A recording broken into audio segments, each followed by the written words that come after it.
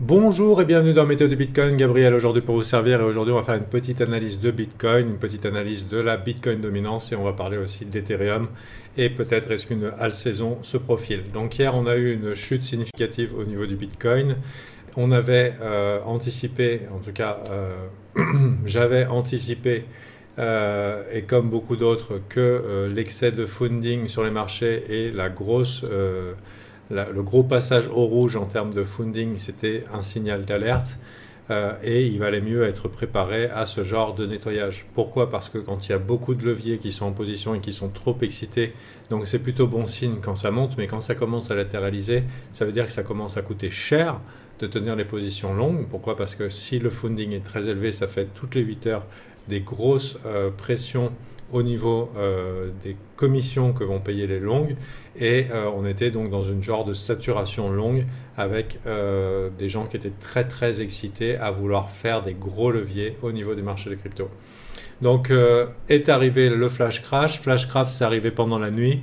On aurait pu penser que la session américaine allait prendre la contrepartie, puisqu'il y a eu rien que là plus d'1,3 milliard de liquidation. Mais il se trouve que beaucoup de gens étaient chauds pour buy le dip et on a fait une journée et une session américaine entièrement rouge, ce qui est en général assez rare. On a retesté 2 fois ce niveau des 40 100, 40 200. Comme indiqué dans ma vidéo d'hier, 40 200 c'était c'était 41 200 qui était mon niveau. On est allé 1000 balles plus bas. Et c'est le jeu. Personnellement, j'ai perdu des sous à long là, mais j'ai gagné juste après en faisant un long Ether et aussi en faisant un long Solana. Donc c'est le jeu de prendre un risque et éventuellement de perdre. J'ai pas de regret vis-à-vis de ça puisque j'ai joué selon mes termes. Maintenant, qu'est-ce qui s'est passé? Les gros leviers donc qui occasionnent souvent des flash crash. Donc là, on a eu une purification générale. On va aller voir du côté de CoinGlass, mais je pense que les gens ils sont calmés. Pas sûr qu'ils soient calmés, mais on va vérifier. On a quand même pas mal de rouge au niveau du funding, donc ça réagresse derrière. Il faut dire qu'il y a quand même beaucoup d'alts qui ont bien rebondi, donc ça doit un petit peu exciter. Et on a eu aussi une news qui est arrivée quasiment au bottom exact. C'est la sénateur Elizabeth Warren qui introduit une loi pour casser les cryptos. Voilà, et il se trouve que c'était littéralement à peu près à une demi-heure près le point bas du move. Donc maintenant, qu'est-ce qui se passe? La dynamique a changé, ça veut dire que quand on commence à voir des gros vendeurs dans une zone, ça ne change pas grand-chose à la tendance, mais on peut s'attendre à du range à partir du moment où on commence à avoir des gros signes de vente. Pourquoi? Parce que si jamais on remonte, ça veut dire que les bulls vont être quand même pas mal engagés du côté des longues et que du coup la probabilité est qu'on est rentré dans une phase de range. Donc quand je dis la probabilité, c'est que c'est pas garanti, c'est que c'est très probable que c'est une phase de range.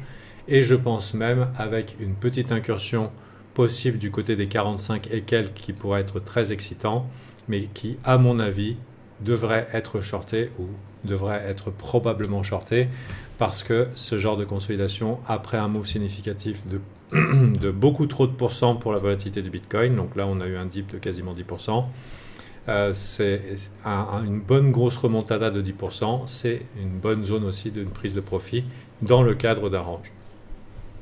Donc pourquoi mon play est que la probabilité est dans un range? Parce qu'en général c'est comme ça, on a des phases haussières, ensuite on a des phases de consolidation qui peuvent être de la réaccumulation et ensuite on monte, ou alors de la phase de distribution et on descend. Par contre on reste quand même relativement prudent parce qu'au début du mois de janvier on va avoir les annonces au niveau de l'ETF et peut-être que l'enthousiasme à la vente qu'on a eu hier est un début de signe de distribution de gros poissons qui, pendant l'enthousiasme ambiant, cherchaient du volume pour pouvoir distribuer une partie de leur bague des fois que l'ETF soit un événement sell the news. Buy the rumor, sell the news. Donc il faut s'attendre à ce que début janvier, on ait peut-être un événement sell the news. Maintenant, est-ce que c'est totalement inquiétant pour le marché des cryptos? Pas forcément. Là, je vois, on a un petit FED là, qui est déjà en train de reprendre tout ce qu'il a perdu hier. Beaucoup d'altcoins ont récupéré ce qu'ils ont perdu hier.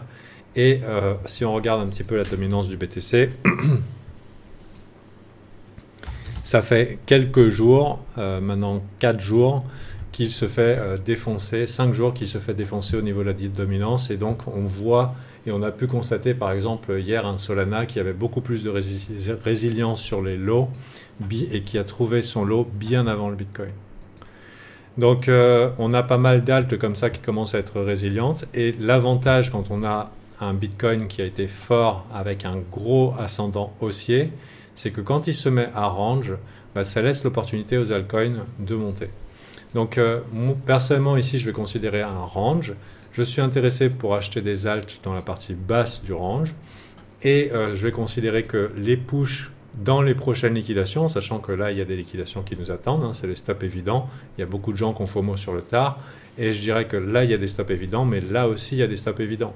Donc soyez pas trop étonnés, si Bitcoin vient nous chercher les 42 700, excite un peu les gens, fait quelque chose comme ça et nous met le doute, le temps qu'il confirme son bas de range et ensuite qu'il aille peut-être dans un gros move plutôt explosif, aller chercher des liquidations de short parce qu'il y a peut-être des gens qui ont été un petit peu trop chauds trop vite. Personnellement, j'aimerais bien que BTC reprenne instantanément un mouvement haussier très fort.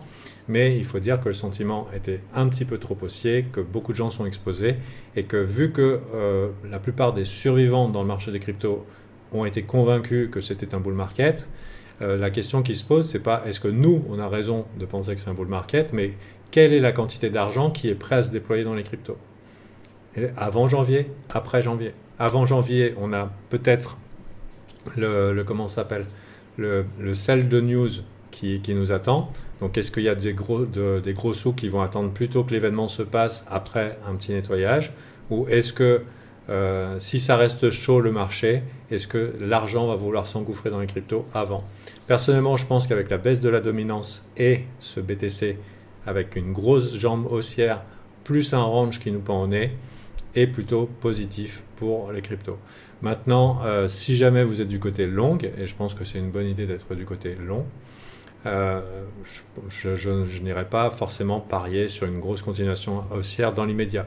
Pourquoi? Parce qu'en général, quelle que soit l'unité de temps, les patterns de range ou de consolidation, que je n'appellerai pas correction ici pour les raisons que j'ai évoquées hier, consolidation, ça veut dire une baisse et une compression de la volatilité.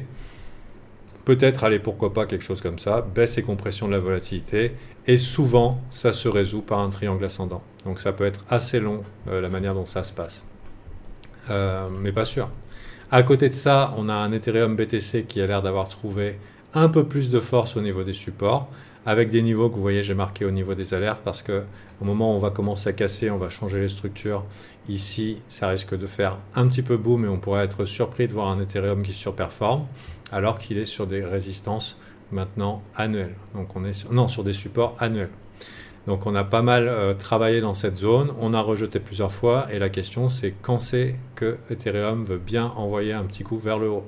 À partir du moment où mes alertes sonnent, je considérerais qu'on rentrera en alt saison, puisque je considère Ethereum BTC comme un bon proxy pour les alts.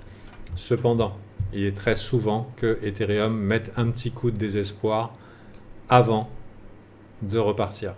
Donc c'est un grand classique d'Ether qui annonce, qui fait des structures qui paraissent mortelles d'un point de vue price action pour ensuite redémarrer. On constatera aussi que BNB est passé en mode surperformance et a dû en surprendre plus d'un, avec un BNB USDT qui a plus récupéré que les autres.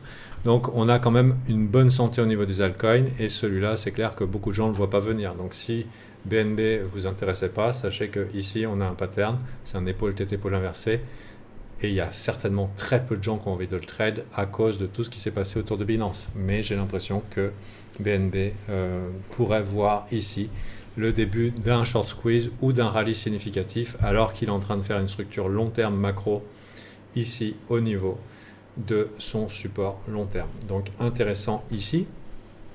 J'espère que je vous ai apporté de la valeur. Donc qu'est-ce que j'envisage? Je considère quand même que pour BTC, il n'y a plus trop de raisons de rester dedans, et que l'argent est probablement mieux investi dans Ether ou autre. Mais bon, bien sûr, ça c'est mon biais et c'est pas le vôtre. Vous faites bien comme vous voulez.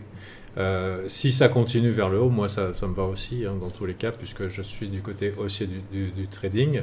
De plus, même si je n'aurais pas envie de hold du spot BTC ici, parce que j'aurais plus l'impression qu'on va découper ou ne rien faire, là où je serais plus chaud, où je suis d'ailleurs plus chaud à avoir de l'Ether pour mes trades, si ça va vers le haut, dans mon day trading, je ne trade quasiment que le Bitcoin. Donc le spot c'est une chose, donc l'investissement c'est une chose, mais au niveau des trading, je ne trade quasiment que le Bitcoin, que ce soit du range ou de la tendance. Donc voilà un petit peu, je pense que ça a pu éventuellement vous aiguiller.